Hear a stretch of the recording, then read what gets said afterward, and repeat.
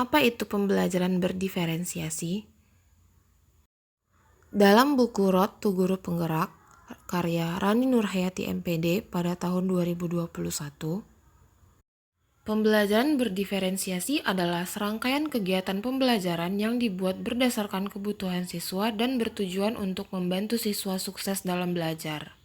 Ada 4 teori yang melatar belakangi pembelajaran berdiferensiasi. Teori yang pertama adalah teori sistem ekologi.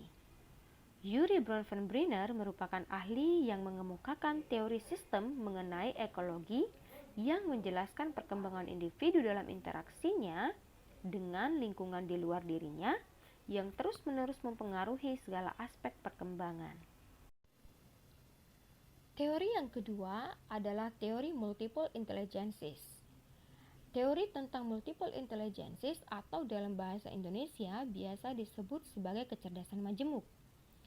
Teori ini dicetuskan dan dikembangkan oleh Howard Gardner pada tahun 1993. Teori lain yang mendukung pembelajaran diferensiasi adalah teori Zone of Proximal Development yang dicetuskan oleh Vygotsky.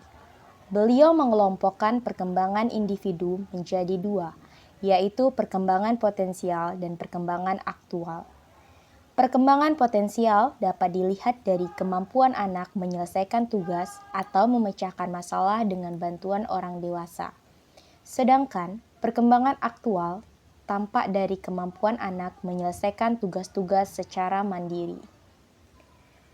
Teori lainnya ada yang disebut teori learning modalities atau gaya belajar. Dalam teori ini terdapat 3 jenis gaya belajar, yaitu visual, auditory, dan kinestetik.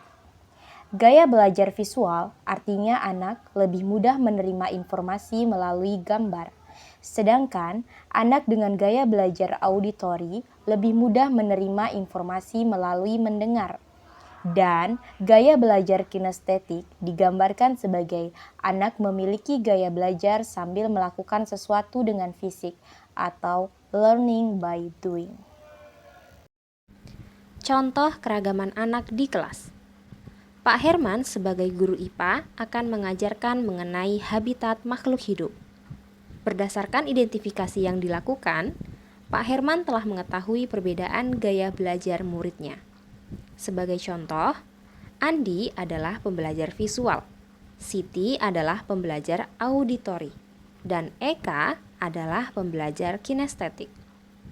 Untuk memenuhi kebutuhan belajar murid-muridnya tersebut, Pak Herman lalu memutuskan untuk melakukan beberapa hal berikut ini. Yang pertama, menggunakan banyak gambar atau alat bantu visual saat menjelaskan untuk membantu Andi memahami habitat makhluk hidup. Yang kedua, ia juga menyediakan video yang dilengkapi penjelasan lisan agar Siti dapat memahami materi.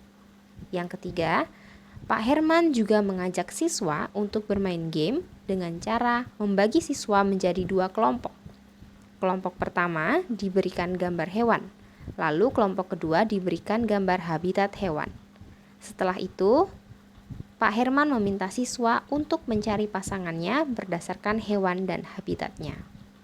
Kegiatan ini membantu Eka untuk dapat memahami materi pembelajaran.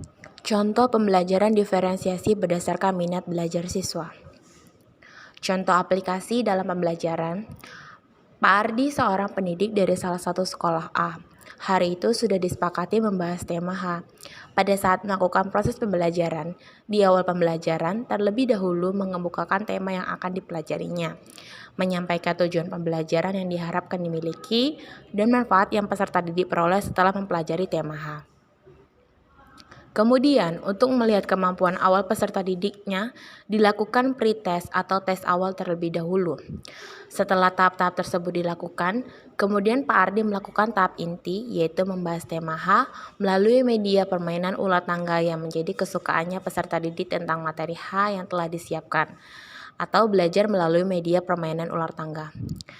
Suasana kelas tampak antusias, aktif, dan menyenangkan setelah materi dipahami dan waktunya cukup.